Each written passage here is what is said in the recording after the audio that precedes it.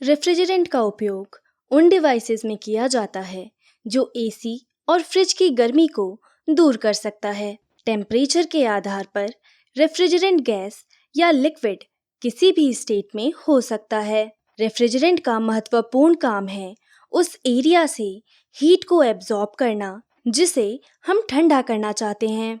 पहले तो एसी और फ्रिज में ammonia, sulphur dioxide, methylene chloride जैसे खतरनाक रेफ्रिजरेंट का उपयोग किया जाता था, और जब इस तरह का खतरनाक रेफ्रिजरेंट लीक होता है तो यह आसपास खड़े लोगों के लिए और ज्यादा खतरा पैदा करता है, यहाँ तक कि यह मौत का कारण भी बन सकता है। इसी खतरे को कम करने के लिए सबसे पहला non flammable R12 refrigerant discover किया गया और 1928 में इसका उपयोग किया गया।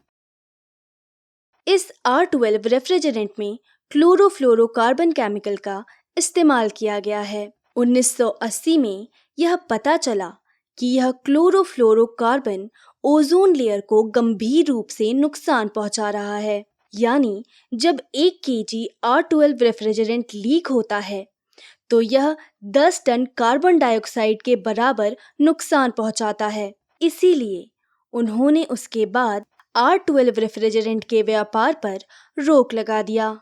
अब R12 रेफ्रिजरेंट कहीं भी मैन्युफैक्चर नहीं किया जाता है।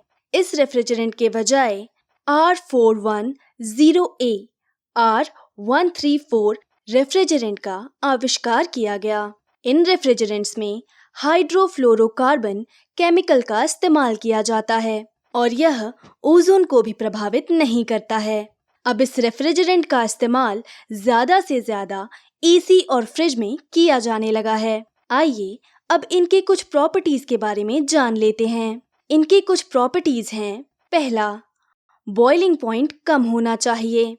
दूसरा, हाई क्रिटिकल टेम्परेचर और हाई लेटेंट हीट होनी चाहिए। तीसरा, हाई थर्मल हीट होनी चाहिए। चौथा, किसी भी मटेरियल को कोई भी नुकसान नहीं पहुंचाना चाहिए। पांचवा, फ्लेमेबल या विस्फोटक नहीं होना चाहिए। छठवा, जहरीला नहीं होना चाहिए। सातवां, सस्ता होना चाहिए और आसानी से उपलब्ध होना चाहिए। आठवां, ओजोन और एनवायरनमेंट को कोई नुकसान नहीं होना चाहिए। आइए अब देखते हैं कि एसी यूनिट में रेफ्रिजरेंट कैसे काम करता है। R410A रेफ्रिजरेंट का बॉइलिंग पॉइंट -45 डिग्री सेल्सियस है। इसका मतलब है कि यह -45 डिग्री सेल्सियस पर उबलने लगता है, और अगर इसे हम अपने हाथ में रखेंगे तो यह हमारे हाथ के टेम्परेचर पर उबलने लगेगा। यह रेफ्रिजरेंट एसी यूनिट के सभी इक्विपमेंट में ट्रेवल करता है।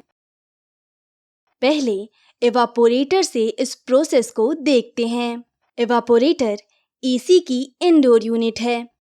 जब रेफ्रिजरेंट कॉइल के माध्यम से ट्रैवल करता है तो कॉइल के पीछे लगा फैन ब्लोअर कॉइल के माध्यम से हवा को उड़ाता रहता है।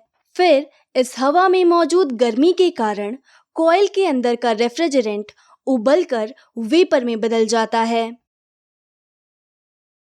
और रेफ्रिजरेंट की ठंडक को हवा में ट्रांसफर कर दिया जाता है। फिर यही रेफ्रिजरेंट कंप्रेसर के अंदर चला जाता है। कंप्रेसर में प्रवेश करने से पहले refrigerant low pressure, high temperature और वेपर स्टेट में होता है। रेफ्रिजरेंट के कंप्रेसर में प्रवेश करने के बाद कंप्रेसर रेफ्रिजरेंट को अच्छी तरह से कंप्रेस करता है और इसे हाई प्रेशर पर बाहर की तरफ फेंकता है। तभी यह रेफ्रिजरेंट सभी इक्विपमेंट्स के माध्यम से ट्रेवल कर सकता है। जब यह कंप्रेसर से बाहर आता है तो refrigerant high pressure, high temperature और वेपर स्टेट में होता है। यह कंप्रेसर आउटडोर के अंदर है। कंप्रेसर के बाद यह कंडेंसर में जाता है।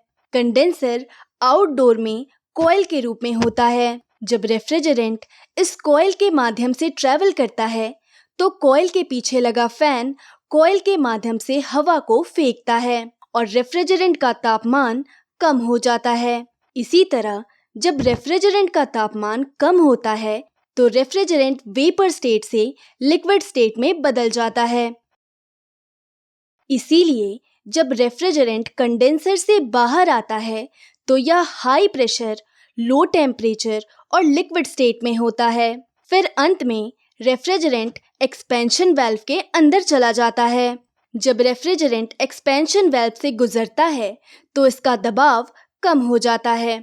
इसी डिक्रीज्ड प्रेशर की वजह से उसका टेम्परेचर भी बहुत कम हो जाता है। पिछली बार हमने अपने चैनल पर एक वीडियो पोस्ट किया था कि एक्सपेंशन वाल्व कैसे काम करता है।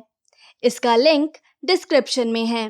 जो भी इसके बारे में जानना चाहता है वह इस वीडियो को ज़रूर देखे। अब जब रेफ्रिजरेंट एक्सपेंशन वाल्व से बाहर आ जाता है तो यह लो प्रेशर, लो टेम्परेचर और लिक्विड स्टेट में होगा।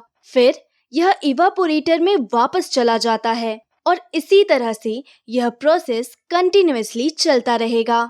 तो आई होप इस वीडियो में आपको बहुत अच्छी तरह से रेफ्रिजरेंट के बारे में कि रेफ्रिजरेंट क्या है, इसकी हिस्ट्री क्या है, कैरेक्टरिस्टिक्स और एसी यूनिट में इसके कौन से स्टेट्स हैं, इन सभी के बारे में काफ़ी अच्छी तरह से जानकारी मिली होगी। अगर आपको कोई भी डाउट हो तो कमेंट सेक्शन में ज़रूर पूछें।